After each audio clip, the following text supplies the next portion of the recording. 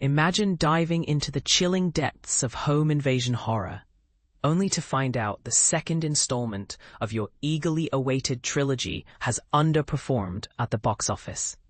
Talk about a plot twist that hits harder than the masked intruders themselves.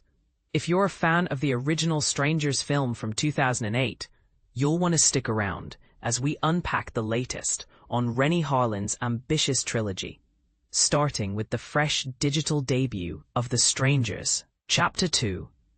In the ever-evolving landscape of horror cinema, director Renny Harlin, known for his high-octane thrillers like Die Hard 2 and Cliffhanger, took a bold approach by filming all 3 chapters of the Strangers saga simultaneously. At one point, it seemed like Lionsgate was gearing up to unleash the entire set in 2024, flooding theaters with non-stop terror. But as we all know, plans in Hollywood can shift like shadows in the night. The first film, The Strangers, Chapter 1. Check out our in-depth review here. https://www.joblo.com/The Strangers Chapter 1 review clawed its way to theaters in May 2025. And Chapter 2 arrived. We broke it down in our review. https://www.joblo.com/The Strangers Chapter 2 review. But it didn't quite capture the same lightning in a bottle. And here's where it gets a bit heartbreaking for horror enthusiasts. Despite the buzz, Chapter 2 only raked in about $15 million worldwide at the box office, a stark contrast to its predecessor's impressive $47 million haul. For beginners dipping their toes into film analysis, box office numbers like these aren't just cold stats. They reflect audience turnout, marketing muscle, and how well a sequel lives up to the hype. Could it be that the masked marauders lost some of their mystique, or was the timing off in a crowded summer slate?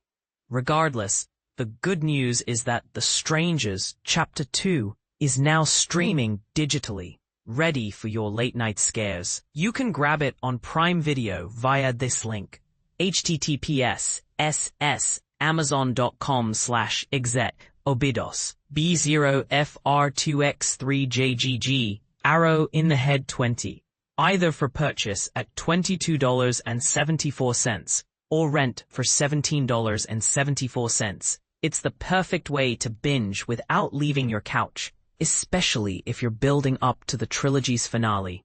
Leading the charge is Madelaine Petsch, fresh from her iconic role as Cheryl Blossom in Riverdale, bringing her fiery presence to this terrifying tale. She's supported by a talented ensemble, including Froy Gutierrez from the psychological drama Cruel Summer, Rachel Shenton of the heartwarming All Creatures Great and Small, Gabriel Basso from the poignant Hillbilly Elegy, and Ema Horvath, who's been captivating audiences in The Lord of the Rings, The Rings of Power. For more on her rising star, see https://www.joblo.com/Ema Horvath. The story kicks off in Chapter 1, with Petsch's character embarking on a cross-country road trip alongside her long-term boyfriend, played by Gutierrez, as they chase dreams of starting fresh in the misty Pacific Northwest. But when their vehicle sputters to a halt in the remote town of Venus, Oregon, they're stuck overnight in a remote Airbnb, a setup that's basically a horror fan's nightmare blueprint. From there, 3 enigmatic masked figures descend, turning their haven into a harrowing battleground that lasts from sunset to sunrise. Lionsgate is plotting to take this foundation and veer into uncharted territory with the sequels, promising twists that expand the universe in ways you might not expect. For those new to the genre, think of it like evolving from a straightforward slasher to a deeper exploration of trauma and motive. It's not just about the scares, but what lingers afterward. Harlin himself has shared fascinating insights into the trilogy's vision. He describes Chapter 1 as echoing the original 2008 film's essence, a young couple trapped in a lonely house, facing a senseless home invasion that strikes without warning or reason. It's that randomness, he notes, that amps up the fear. Why them, and why now? But here's where it gets controversial. Chapter 2 and 3 dive headfirst into the aftermath, probing the survivors' psyches and unmasking the attackers' origins and twisted motivations. Is it glorifying violence, or shining a light on its real-world scars? Harlin's approach raises eyebrows among critics who debate whether delving into the why dilutes the original's pure terror or enriches it with social commentary. And this is the part most people miss. The director revealed that they incorporated fan reactions during post-production tweaks. Thanks to Chapter 1's solid earnings, the team, who wrapped principal shooting on all 3 films in a whirlwind 52 days, circled back for reshoots. 8 extra days on Chapter 2 and 15 on Chapter 3. That's a testament to their commitment, turning audience input into on-screen evolution, much like how fan feedback shaped iconic franchises like Star Wars. Looking ahead, Harlin anticipates Lionsgate dropping The Strangers Chapter 3 in early 2026. But after Chapter 2's lukewarm reception, one can't help but wonder, will they risk another theater run or pivot straight to streaming? In an industry where sequels often chase the first film's shadow, this could spark a... We love hearing your takes. Let's get the discussion going below.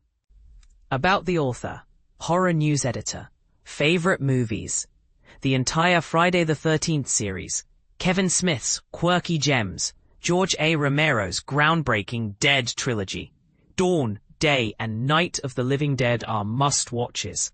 The raw intensity of Texas Chainsaw Massacre Parts 1 and 2, the cult classic Flesh Eater, the bloody fun of Intruder, the poignant Let the Right One In, the zombie comedy Return of the Living Dead, Sam Raimi's The Evil Dead, Spielberg's Jaws, the creature feature Tremors, Tarantino's From Dusk Till Dawn, the surreal Phantasm, John Carpenter's Halloween, the gritty The Hills Have Eyes, the time travel adventures of Back to the Future, the chill vibes of Dazed and Confused, the suave James Bond collection, the action-packed Mission Impossible films, and the expansive Marvel Cinematic Universe.